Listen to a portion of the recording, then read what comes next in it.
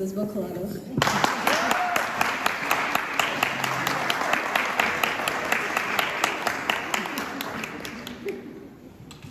Thank you so much. Let me grab the microphone because I like to feel free to move around. How is everybody doing today? I did not hear that. How is everybody doing today? All right, that's more like it. Thank you so much for inviting me today. I'm so happy and blessed to be here. I thank Mr. Perkins for the invitation, faculty and staff. I'd like to thank everybody for be willing to listen to what I have to say. I decided to have something written because if I go on and on, I can be here for an hour and I wouldn't be finished.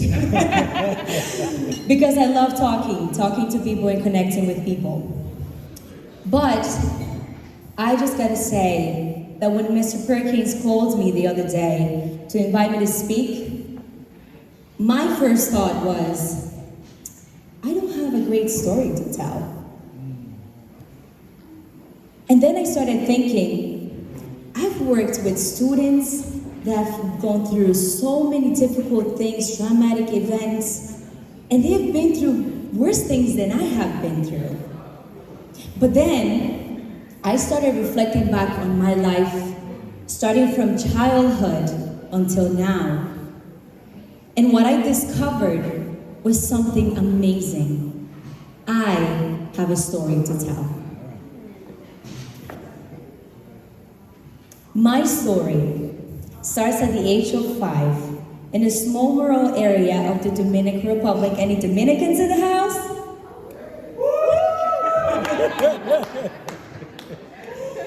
Very humble town with limited resources. I'm a farm girl, but full of people with great hearts. I was a fearless child. Loved dancing on the kitchen table to the beat of Shakira and reggaeton, and even perform at some small events, cultural events in the town. I was very happy, no fear of speaking my mind, kind to all the children. I was a leader. My mother still shares the story of when I used to get on a chair in front of the sink because I wanted to help with the dishes. And guess what? I hate dishes now. But I learned that helping others was always part of my true self. I told my mother I would be a dancer and a choreographer and that I would have my own dance school when I grew up. As a child, I had these values as my foundation: love, family, unity, and faith. I was happy with my mother and my grandparents until one day, after my mom picked me up from school, a strange man was standing with luggage in his hands in the closet, surprising my mother. I remember how excited she was and how I saw her hug him so tightly while he kissed her. At this point, 5-year-old me is furious. I pushed this man so hard while trying to grab onto my mother's legs and screaming, "Get away from her!" I was scared that I would have my mother taken away from me.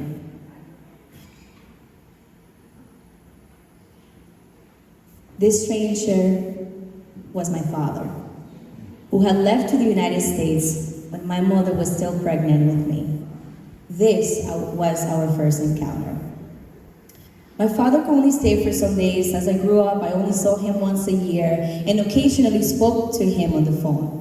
I continued to grow up, but at the age of 8, I started experiencing how this happy and fearless 5-year-old me started to hide. When I was in elementary school, within my group of friends, there was a little girl who had a very strong character. She was a bully, not physically, but with her words. I remember she would call me names like stupid and gross, and ask me to shut up so many times. She always looked down on me and made me feel like my opinion didn't matter. She was in control and I would shake in her presence. It was so intimidating that I went home one day crying. My heart was beating so fast and I felt out of breath. Although I had to go through middle school dealing with this, I always felt there was more I could do, but fear took over me. At the age of 15, my mother, my younger sister, and I had moved to the United States looking for better opportunities. Afraid and sometimes in tears, I dealt with the changes of a new culture, language, and being a teenager all at the same time. I got lost in the hallways trying to find my classrooms and even hid in the bathroom, sometimes to avoid being called on by the teacher. But there was one more thing. We had moved in with my father for the first time. My family started going through a turmoil of emotions between disagreements, arguments, and seeing my mother being cheated on and humiliated. I suffered in silence. There was very little my mother could do to help me at times because she had to get 2 jobs to support me and my little sister, while she also played the role of a father and a mother.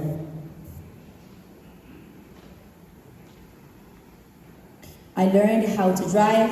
A cousin drove me to the road test, and somehow, after working at Rainbow Shops part-time, I was able to afford my 2003 Honda Accord to go to college. Before getting my card, while attending Nassau Community College, I had to take the train and then the bus just to get to school. I suffered horrible migraines and learned how to navigate the college life on my own. During this time, I started going to church, where I found a youth group that served as a support system for me. I experienced such great love during this time.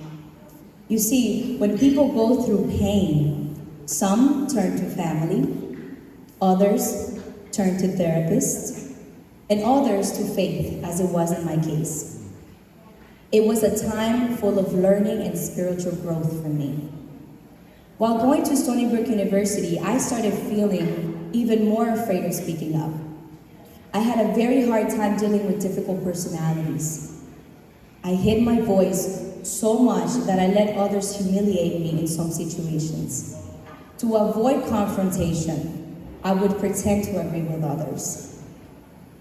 I reflect back on times when people told me things like, "Lisbel, don't say that. Lisbel, stop being like that." I hid in the shadows. I couldn't stand the idea of somebody rejecting me or not liking me. I even blamed myself for the reactions of others. I also started to feel like I needed to be perfect. I couldn't make a mistake because I would feel awful. I had to get the perfect grades in college. I had to push myself to help everyone else and put myself last. Why was I so hard on myself? What was I trying to prove? I felt so impotent that I programmed myself to behave like others wanted me to behave. I then graduated from Stony Brook University with a master's in social work and soon began to work as a social worker at the same high school I had graduated from 10 years ago. But then there was a crucial moment that changed my life completely. I made a decision to get up and discover even more deeper my full purpose. I started looking for answers. I met 2 people who serve as mentors for my life, who guided me through and helped me understand more clearly my calling. During a coaching session, as I remembered my childhood, I remember doing a visual exercise where I closed my eyes and imagined myself as a little girl. And there I was, 5-year-old me in a little white dress, just smiling. My mentor then asked me, "What would you say to that 5-year-old? And in tears, I replied, "I would ask her to forgive me for silencing her all these years." Now imagine you're hugging that 5-year-old. What do you promise her? And I replied, I promised her to never keep her in hiding and never silencing her again.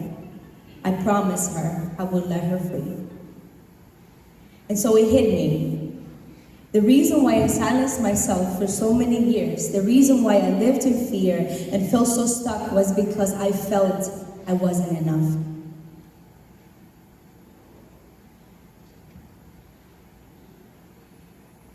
Inside me, there was a little girl that felt emotionally abandoned by her father. And now needed to prove she was enough, that she could do the best in all she did. I began a beautiful process of transformation. I cried a lot and had to give up some things that were holding me back from reaching my full potential. Habits, people, relationships, conversations, anything that did not align with my new vision. You see, a lot of people are afraid of change because they know change demands letting go of something. They know that with great purpose comes great responsibilities. Your calling, boys and girls, will cost you comfort, friendships, relationships, and sometimes even family members. But the fulfillment you will get once you get there will show you that none of what you've lost or gave up could have gotten you to where you are today. I started to speak up regardless of what other people thought about me, which made some people uncomfortable because they were no longer in control.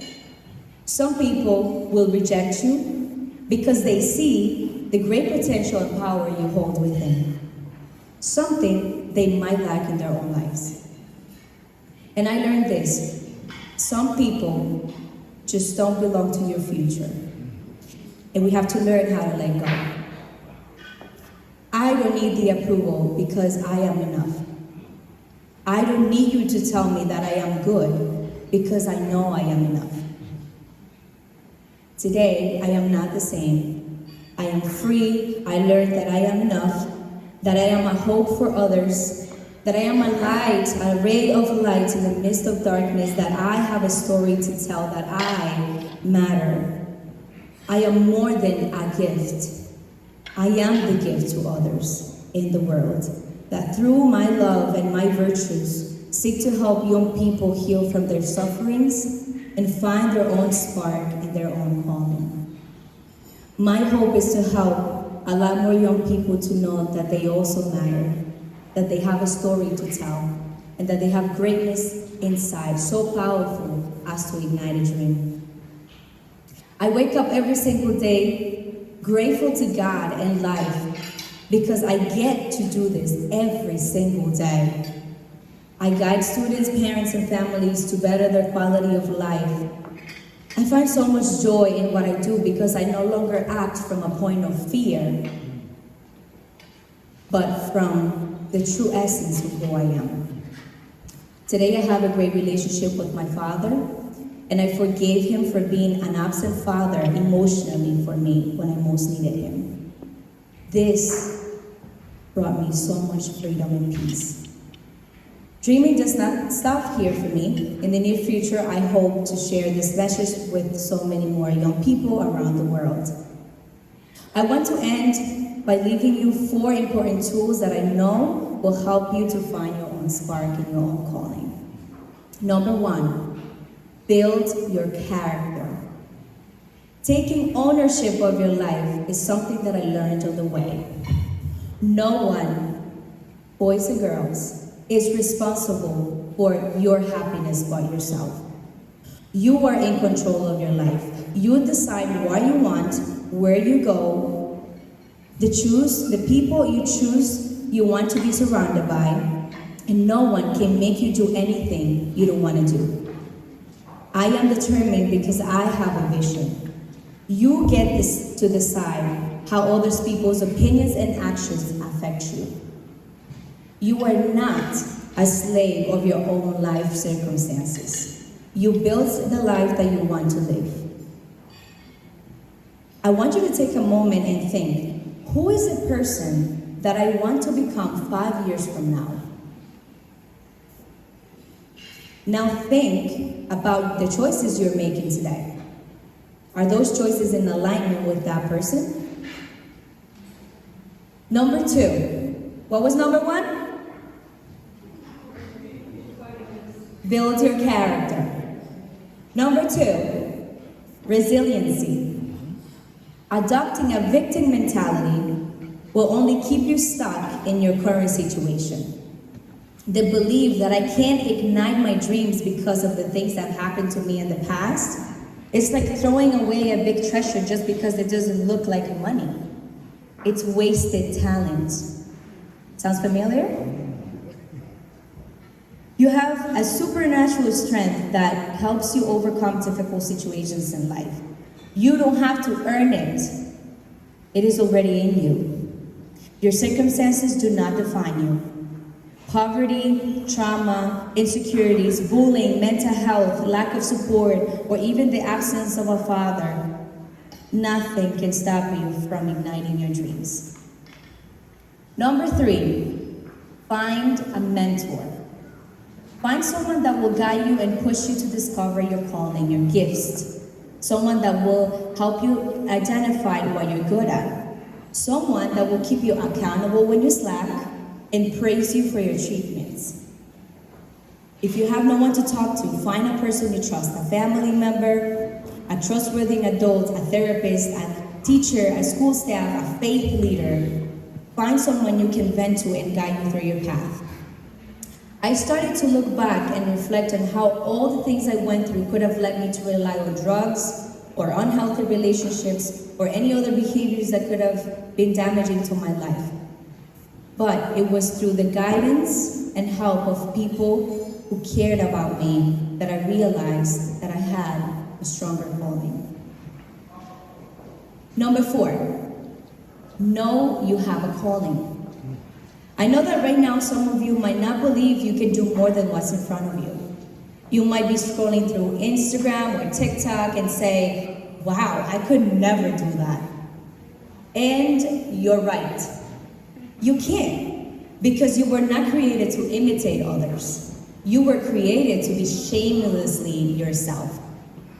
So shamelessly that when you walk into a room, people will turn their heads and say, wow, I want to be like her. I want to have what he has. There is a world that needs you, and you have been sent to it to make a difference. I know social media will tempt you with its instant gratification. I want everything here and now. But once you find yourself, the real you, it is then when nothing you see or watch will break you. There will be no words that will destroy you, because you will be convinced that there is nobody like you. Please know that you are unique, that you matter, that you have a story to tell. You are loved, and there will always be someone on the way that will guide you, love you, and embrace your true self. Do not be a prototype.